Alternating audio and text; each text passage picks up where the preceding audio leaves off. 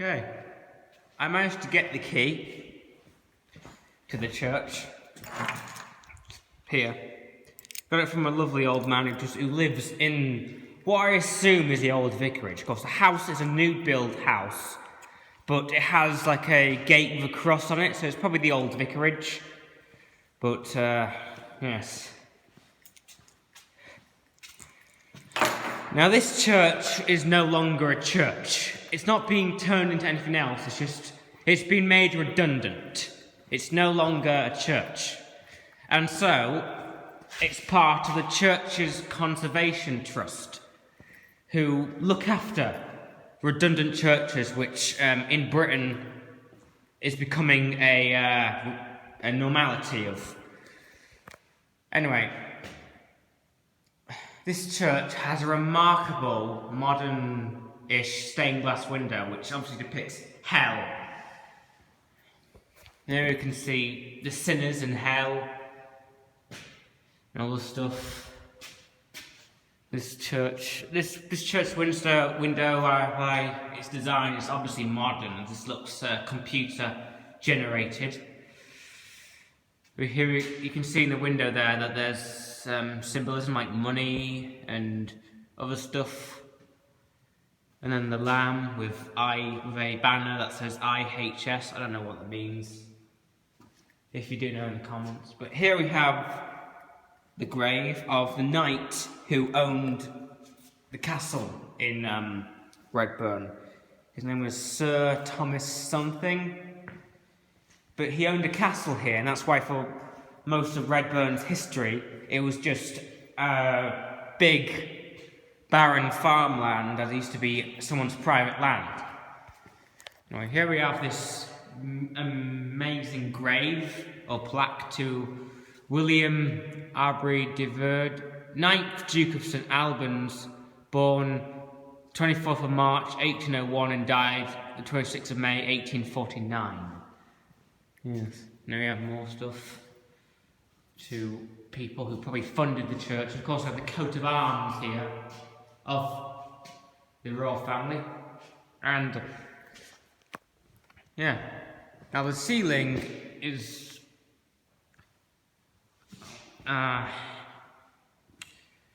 good. It's not as good as the one in Corringham, but then again. And here we have some more modern stained glass windows. And here we have these are memories to the Second World War, as in the village next to Redbourne, called Hibblestow, there was an RAF base, and of course in the entire area of this surrounding area there was, obviously near the village of Scampton, there was RAF Scampton, which is where the dam busters were, so this whole area was very active during World War II with the military. There are some more modern stained glass windows.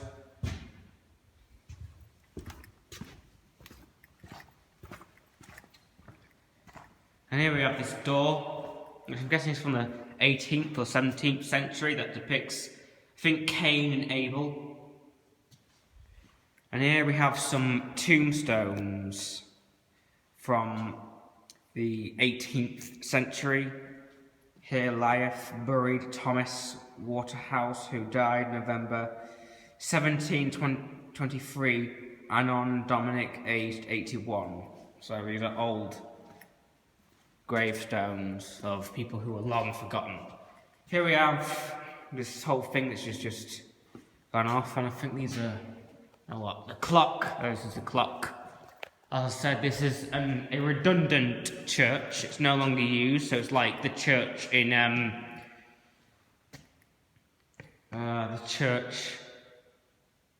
Hartswell, and the bells of the church have been cut as it's redundant. Yes, there's not very much here. It's not. Here we have the pulpit. Obviously the microphone is gone. Crucifix. The altar and the chancel itself isn't really much to hear. The crucifix is gone from the altar, so it's probably taken when this church was made redundant. Here we have some fine medieval chairs. I don't know if they're original, probably not. Or maybe they are original to the medieval period. But yeah, and there's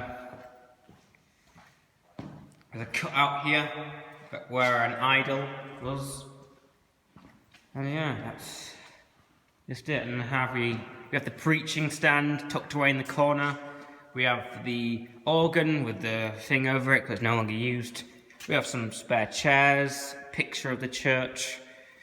That's it. Here we have these pillars which have like medieval paintings on it, or I don't know. But yes, and we have those up there. I don't know what purpose they served. Yes, this is St Andrew's Church in Redbourne. Here we have just some newspaper clippings. I think there's some sort of scandal in it was just House of God turned to a museum, denials by the vicar of Turmoilville, boycott of an amazing vicar with a wish to fight.